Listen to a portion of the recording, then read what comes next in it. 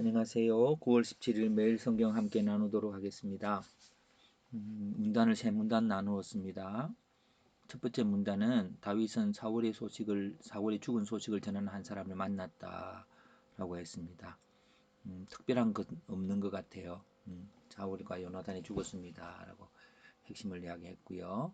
그다음에 5절부터 10절은 소식을 알리는 암말렉 사람은 사울을 죽였다고 말했다고 말했습니다. 다윗에게 말한 것은 중요한 게 아니니까요. 아말렉 사람들은 사울 어떤 사울일까요? 좀 더 부연 설명을 하고 있으면 고통 중에서 고통으로 인하여 자신을 죽여달라고 부탁하는 사울을 죽였다고 말했습니다. 네. 그래서 이제 그렇게 쪽에도 뭐 고리를 가져오고 하는 이런 부분들은 핵심이 아니니까 넘어갑니다.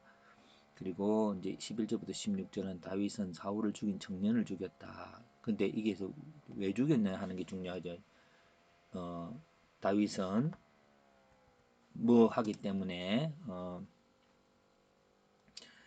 여호와의 기름 부음 받은 자인 사울을 죽인 청년을 근데 요게 그런 자이기 때문에 죽인 받은 자를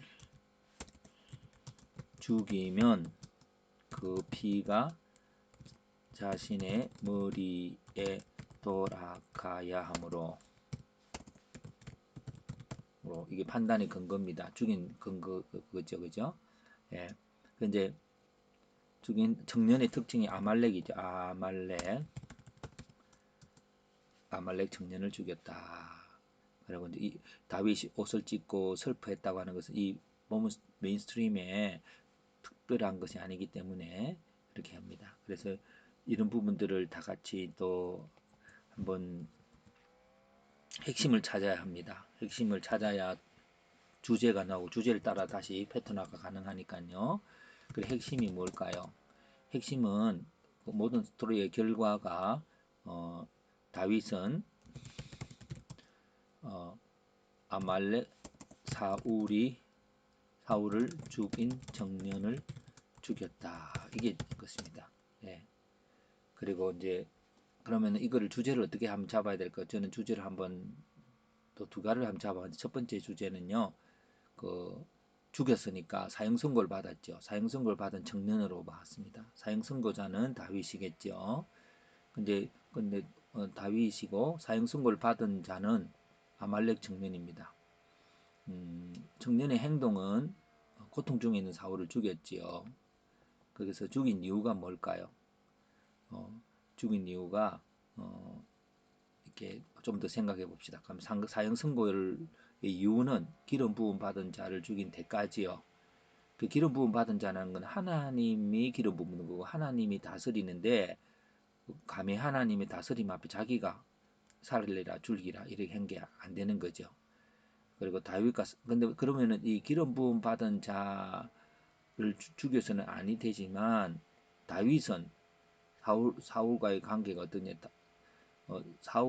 다윗을 죽이려고 하는 사울이라는 관계가 있고요. 하나님이 기름 부음 받은 것이 있습니다. 그래서 이게 다윗의 관계죠. 다윗은 사울을 하나님 앞에서 이제 생각한다고 하는 것이죠. 그것이 이제 다윗이 아름다운 거죠. 우리의 도덕성들이 바로 하나님 코람데오라고 하는 하나님 앞에서의 가치관으로 이런 거룩한 일이 나오는. 그러면 반대로 청년은 왜 죽였을까요? 하나님의 앞이 아닌 사람을 자기 이익의 대상이죠. 그것도 자기가 뭐 전쟁을 한 사람도 아니고 가다가 그 마을에 사는데 이제 전쟁이 이제 그 마을 근처에서 일어나니까 가서 이러면 다윗이 자기를 좋아하겠다. 죽인 이유는 자기 이익의 대상인데 그 이익의 근거는요. 다윗과 사울의 원수 관계를 이용한 이득 취득이죠. 예, 그런 것입니다. 그래서 사람들이 남의 앞에서는 저 사람 욕하고 또 저쪽 사람은 또 반대로도 욕하고 하면서 당신 편이라고 하는 걸 갖고 이제 서로의 그 사랑을 확인하는 그런 세상 사람들의 방법들이 바로 아말렉 전연입니다. 그래서 이제 다윗은 이거는 이제 세상이고요. 세상이 이제 세상의 권력 유지 방법.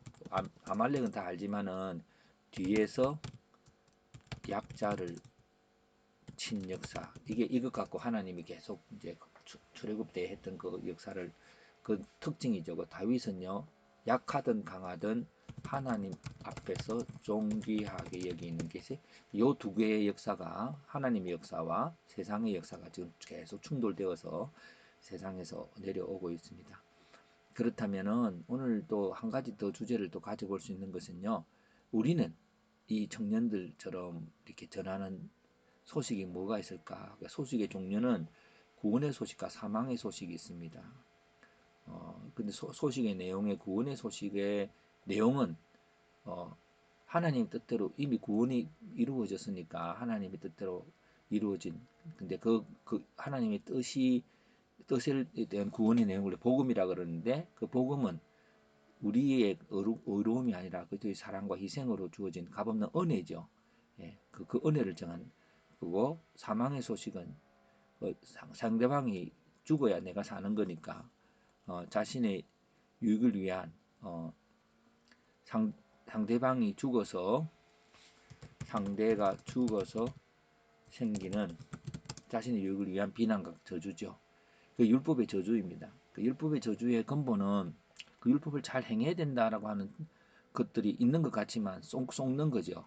예, 그것이 바로 남은 나쁘고 자기는 좋고 하는 것으로 그래서 율법의 저주는 죽음을 말하고요. 그 전달의 이유는 뭘까요? 그렇다면 구원의 소식을 전하는 사람들은 상대가 기름 부음 받았다는 것은 하나님의 명령과 뜻이지요.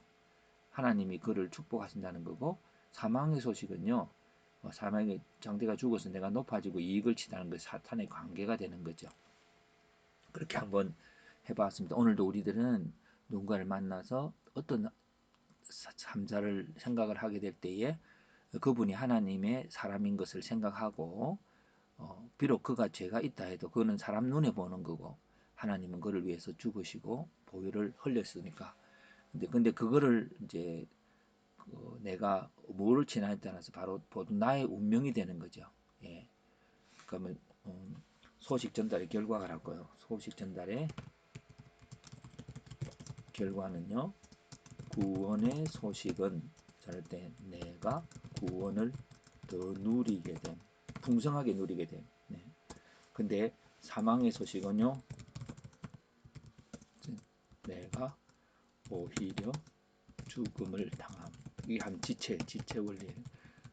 네, 상대방이 죽으면 내가 사는 것 같아도 상대방이 죽으면 나도 같이 죽는 게 한 몸 된 원리잖아요. 예, 이래서 이것이 이제 우리가 모든 자연, 예수 믿는 사람, 안 믿는 사람뿐만 아니라 여러분과 할 수 있거든 모든 사람으로 더불어 평화하라고 하는 주님의 말씀이 상대방에 있지 않고 나의 복을 위해서 주님이 말씀하신 지혜인 것을 알게 됩니다. 그런 아름다운 만남들 이어가기 바랍니다.